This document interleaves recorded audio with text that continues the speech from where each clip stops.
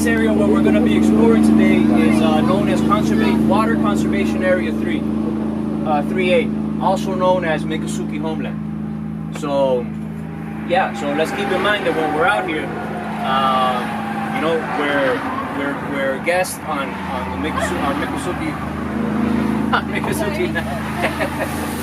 and we're guests on Miccosukee land, and we're always grateful to have a chance to come out. But so yeah, one of the cool things that I want, well, some of the things that I want to show you on this map, brother, remind me your name again. Fernando. Okay, sorry. Fernando was talking about a lot of the pollution that comes in. So for many years, this pollution has been coming in. I'm gonna do a little jump. Right there, at the end of that canal is known as the L28 Interceptor Canal. And for a long time, all the pollution that has, you know, gets collected from all these different industries has been deadheading there. So what has happened there is what we were speaking about. You know, this highly toxic water comes in with a lot of phosphorus and nitrates and things like that. So what happens is when there's too much phosphorus in the water, the cattails that are naturally part of this landscape, they just grow out of control, very wild, very wild. So one of the things that happens is, one, you're obstructing the trails and the way to get into some of these existing islands. That's an issue for the tribes. And then two, it also slows down the flow of the water itself because it's just overgrown. It's choking out all the other vegetation. It's native vegetation, but when there's too much phosphorus in the water present, it grows out of control. So that's that canal there. So when we first started doing this work, that was a big issue. That was about 5 years ago. Around that time, they were like, "What are you guys talking about? What are you guys talking about? There's no pollution coming out of there." That kind of thing. But now the conversation has changed to, okay, what do you guys want to do about it? And the last time that I looked into it, there was a management plan. There was a management plan to try to remediate or backfill the canal so that we can try to slow down some of this pollution. So you see these tree islands. So we're going to visit some tree islands today. So you can see these tree islands. So that the shape of these tree islands, you can see they're all kind of this teardrop shape, right? And that's when we're talking about the flow. That's over geological time, you know, many years of that slow flow, that slow sheet flow, carving out these islands, you know, carving out these islands into these tear shapes. So, you know, because we mentioned unnatural water levels and all of that, you know, we'll talk a little bit about some of the detrimental things that have been happening to the islands, you know. But yeah, I just wanted to point that out because I always think that's super fascinating when you see things carved out, you know, through, you know, a span of you know, many years, geological years. I don't know how you say that, but and our partner Houston Cypress. Good afternoon. Thanks everybody for your patience. We're gonna go explore some tree islands and talk about some of the cultures and the people that live there. So thank you again for your patience. Thank you. And, I guess we can start off with a little bit of language. Like, where are we? If you look over there, you can kind of see like this quality of the light on the water. That's what Everglades means. And the same word for Miccosukee is Kahayatle, and that talks about the light on the water, or shimmering waters. So that's where we are. Shimmering waters. Awesome. Kahayatle. And you know what we're looking like today. Oh wow. You know, and like I was talking about before, you know, we'll be in a ridge and slough habitat. You know, and we're here on the coastal ridge, which was Pine Rockland. You know, so that's really where, you know, where we're at. You know, like our homes. So that's why the further that they start getting into here, the more the problems of flooding and the urban develop, the boundary line, all of that becomes an issue. Because we took up that highland, but you know, this is you know, this is what we like to refer to as the Everglades. And if you want, even put it north of here. Some people dispute from here or from here, but it's the whole region to me. You know. So yeah, so just so we know, we've got an idea, and we have a bird's eye view when we're out there. Sweet. All right, cool. So let's get on this boat.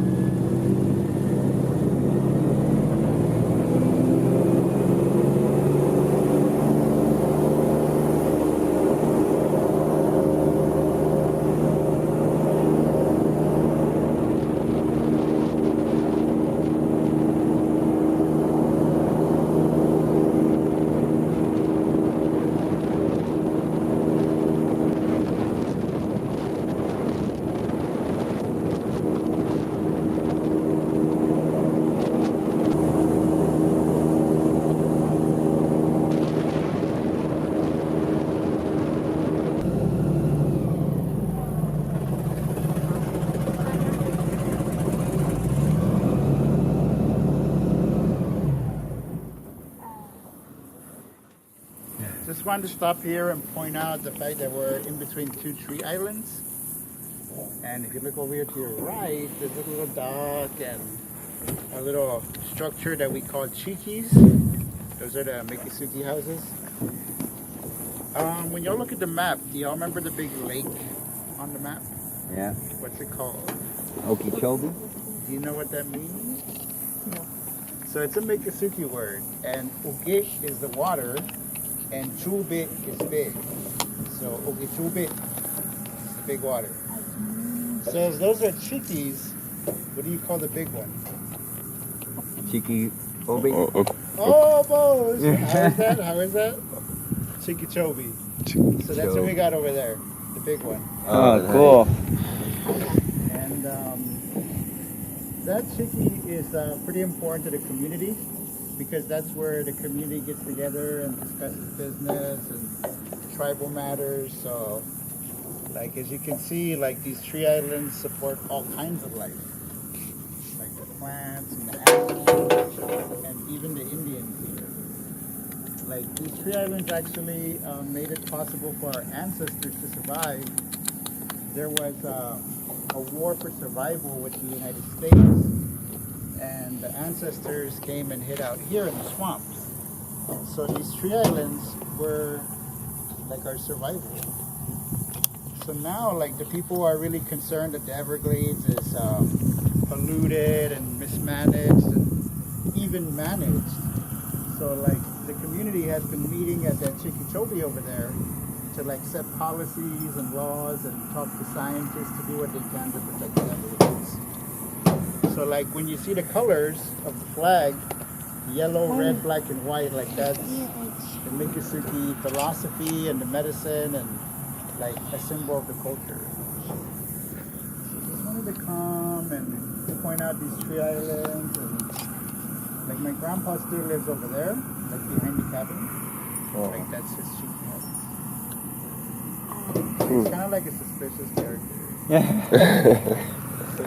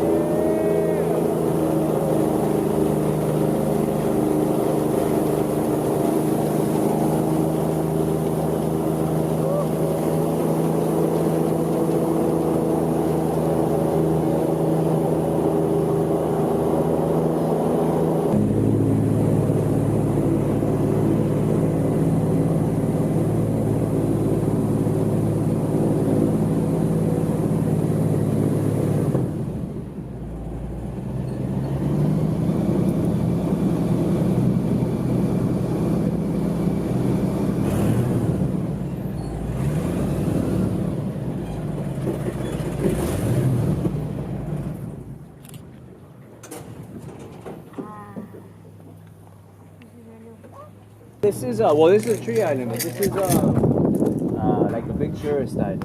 Oh, okay. You know, yeah. It's, we usually don't come here, so we usually go out to those. But yes, we gotta cooperate. All the way around, right? Yeah. Explore. We'll hang out here for a bit and Cool. Oh, sweet.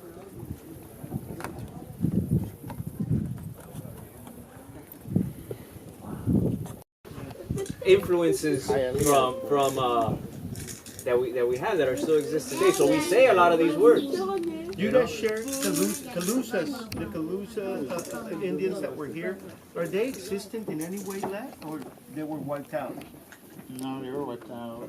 They were wiped. I mean, see, from what I understand, also, like the ones that did remain, a lot of them made it to Cuba.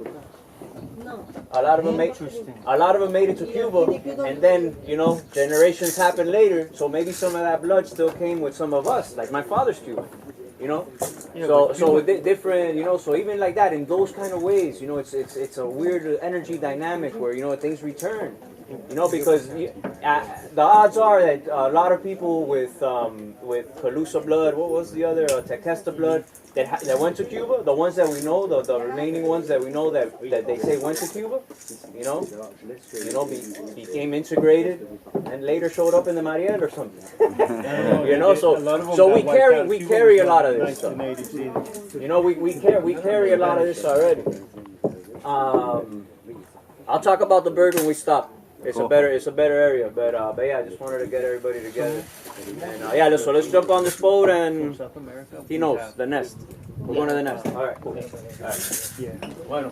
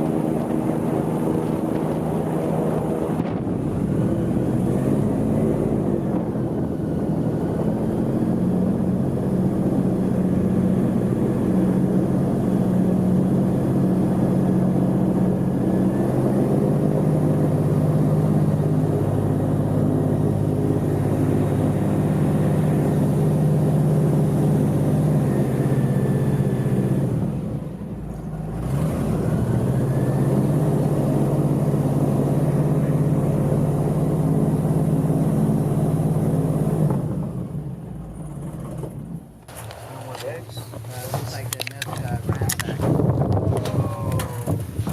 Who would do that? Birds, otters. Oh man, so they were here. Yeah, you see the shells? The egg shells on the other side of the nest? Oh yeah, back there. Yeah.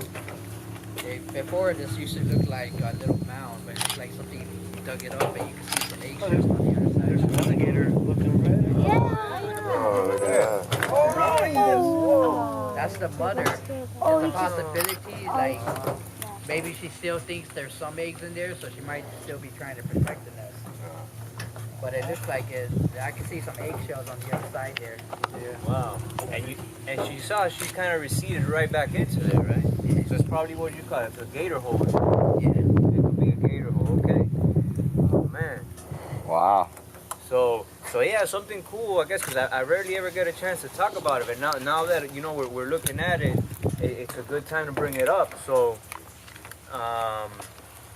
during the dry season, things can get really dry up here, right? And the alligator holes are basically animals come over to drink from it. Well, part of the function that the alligators make the holes, but then another function that the holes later have, when it gets really dry, from what I understand, water collects in these holes, and also the holes that the turtles make and all that. These are like mechanisms that the Everglades itself, has put in place to balance itself out. Like even a lot of this algae that we see during the dry season, a lot of the water gets saturated into these algae, and you can squeeze it, and you have a lot of water come out of it. So these are other little mechanisms that the Everglades has put in place, to take care of itself during those times of drought or when there's not a lot of water. But the gator holes are a big part of that, man. And I had never really seen something like that, but man, that was really cool. She just went right up in there. Wow. The wood stork is actually, it's a kind of bird that if it sees it, the odds of survival for its young are not going to be good. It will not lay eggs. And that's what we saw for a little bit, that the wood storks weren't really laying eggs For 4 years. because they already saw this, like, man, why am I going to put an egg here if I know that my little baby bird is not going to even survive? So they stopped putting eggs for a while. So these are some of the things that fall into the category of detrimentals and consequences and things being unbalanced.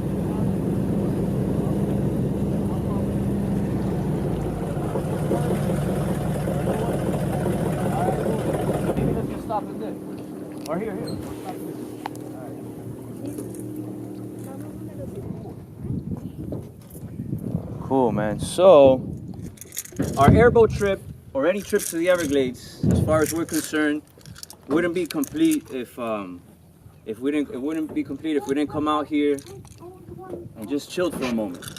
So at this point in time, you know, we always like to come out and you know, and just hang out for as many minutes as we can get away with, because we're on a schedule, unfortunately. But yeah, you know, just the physics of being in this biological vastness is such that it has a quality where just being out here, our blood pressure is normalizing. You know, just being out here, away from so much electromagnetic smog, we'll have a little bit more clarity inside. So, you know, we always come out here. And then another thing is that we don't know when we're gonna come out here again. So every time we always want to stop, and it's a point in time where Houston and I, you know, we express gratitude that we're able to come out here and bring new people and share this, you know. But like, we don't know when we're coming out. We have a date, but we don't know. We have dates, but we don't know. So it's always very special when we're able to come out here, you know. And that's another thing that's really unique and special about our trips that you wouldn't otherwise get to come out here. You wouldn't otherwise get to come out here unless you had a permit or you were part of the tribe. So, you know, a lot of times we come out here, we think we're gonna see alligators fighting pythons and that kind of thing. And sometimes we do. We've seen, you know, crazy stuff like that. But overall, you know, it's a very subtle ecosystem. And, you know, I want to keep emphasizing that, you know, because the function that this plays is, I always envision it, you know, we're in the liver and kidneys of the world when we're here.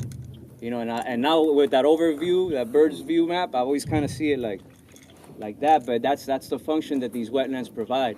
And even with so much pollution and so much damage that we're seeing and and all this dirty water that comes in, you know, it still makes its way all the way across, and it still comes out cleaner on the other side.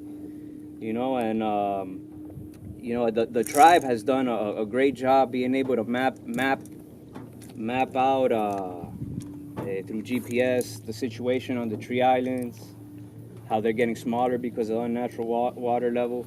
The tribe was actually the people that set the standards of how clean the water should be by the time it gets to this area.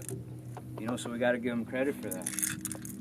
But yeah, so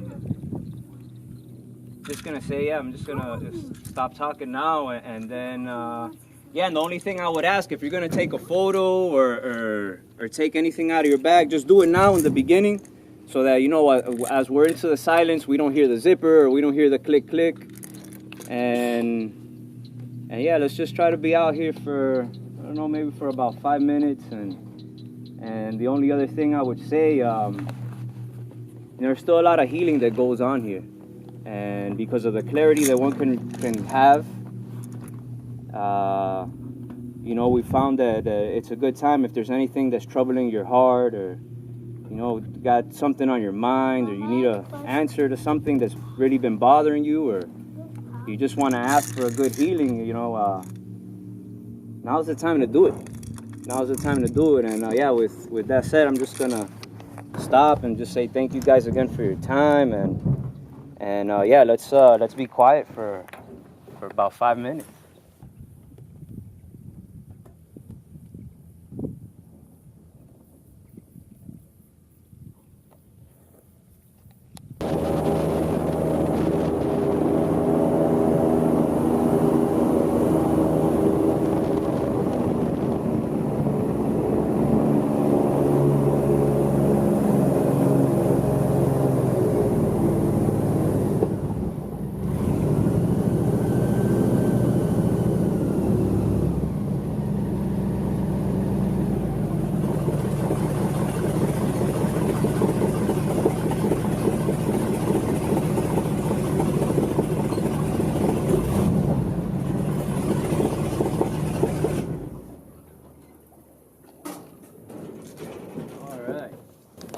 So Alex, you want to tell us where we are?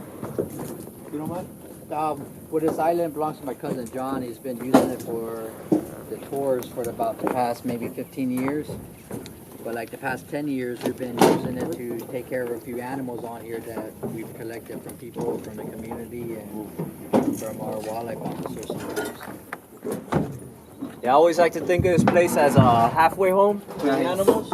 They do rehabilitation. Look at the apples. What are these? Are these fruit? Yeah, that's a pond apple. Pond apple. They are edible. Yeah. Yeah, I've never eaten them. Wow, that is a serious animal.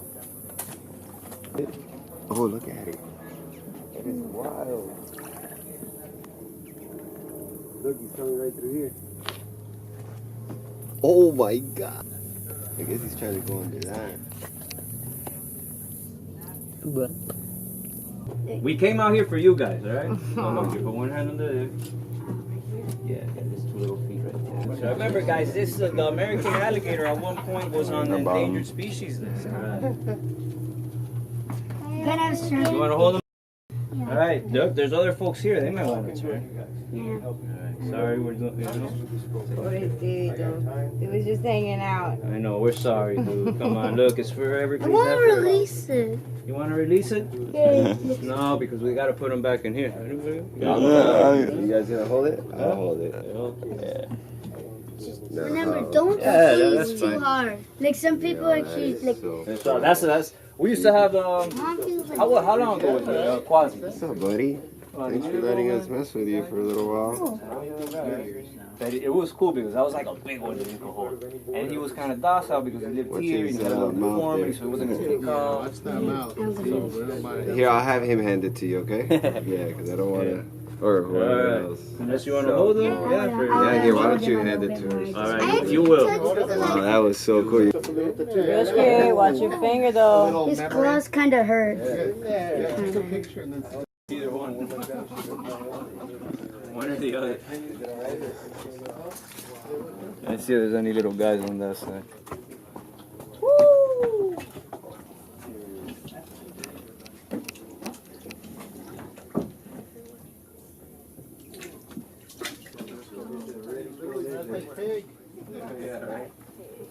Boar. Yeah? That smells like boar.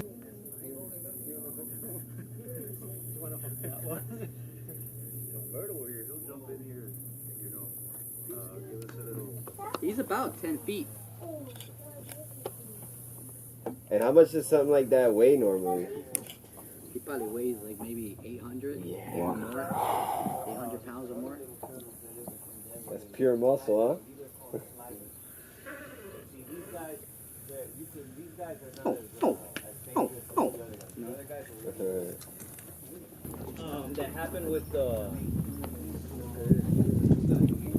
That happened with the birds. See, these birds were like on the brink of extinction, dude, and they only eat the apple snail. But we have another invasive snail, and they figured out how to eat it. You know, they figured out how to eat it. They start like, you know, people that, you know, snails are around. People are like, yo, what are these holes? They were able to determine like, yo, these birds figured out how to eat the invasive snail, and ever since they figured that out, their numbers have risen again. That's cool. That's awesome. So, and then on like something interesting that recently came out is that some scientists wanna say that you know that bird's beak is evolved with the snail. You know, its beak is like perfect to go right in there and pull it out. But what some scientists were saying that it looks to them the new generation of the birds. The beaks are actually coming out freaking longer. Rapid microevolution.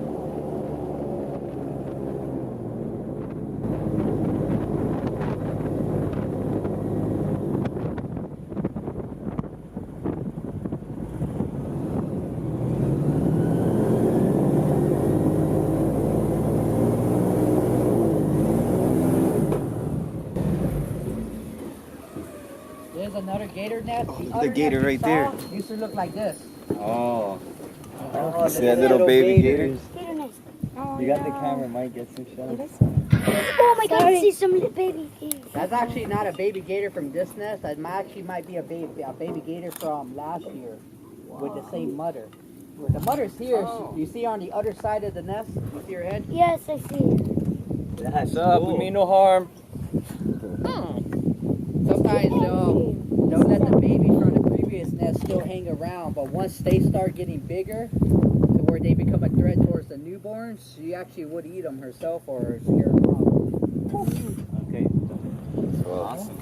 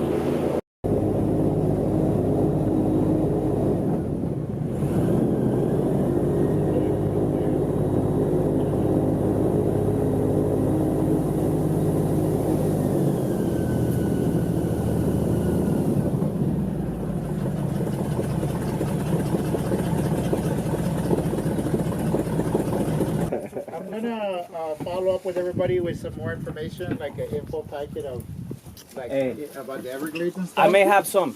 Okay. I'm gonna run and get them. And So, just to kind of go around the circle, like maybe you can share something that you'll take away from the day, like a memory or something you saw or a feeling. And we're just gonna go around the circle. It could be something quick and easy. We'll go around this way, like something that you'll take away from the day. The not wanting to look at my phone the minute we get out there. No need for that addiction. Liberation. Since you had mentioned the reflection on the water and the meaning of, what was it exactly? Shimmering water. Shimmering water. I guess that was in the back of my mind, and I really noticed the reflection of everything on the water out there, even the sky, and it was just like completely disconnecting, getting lost in that reflection. It was awesome. Yeah, the sky thing. Thank you. Yeah, it was great. Yeah, it was absolutely beautiful. First of all, thanks for the opportunity to come out here. Great meeting all you all. But I guess something to take away from the day, that stop we did. I tend to overthink everything. I tend to always have my mind going at 100 miles an hour. And, you know, when it was asked to just chill, I was like, all right, I'm just going to chill. And it was pretty amazing. So thanks for that. Appreciate that. I mean, I'm sorry we can't stay out there all day. We gotta like do the schedule, and I think that's what my next trip is gonna be. We're just gonna go Just there there. and stop. So what are you gonna remember about today, man? I really like touching the gator. Okay. Nice. All right. Well, just so you know, we went over there so that you guys can touch the gator. Cool. I really like this. Thanks for coming then, because I really like touching the gator too. So I'm glad you guys came. Great, that was awesome. I also like I like to just looking at the like all the animals. I actually I'm pretty sure everyone was like the smell kind of you know about The pig. the pig. All right. Well, that wasn't the Let's keep pig. going because You noticed it was me that was Right. near that thing. Yeah, for me, just the sight of the light on the water was mesmerizing. It was absolutely beautiful. For me, honestly, it was that moment of peace because I can't tell you the last time I heard frogs and just nature and silence, and because we get caught up in our city lives, and I'm in the middle of a busy intersection. All I hear is sirens and drunk people and drunk tourists walking below.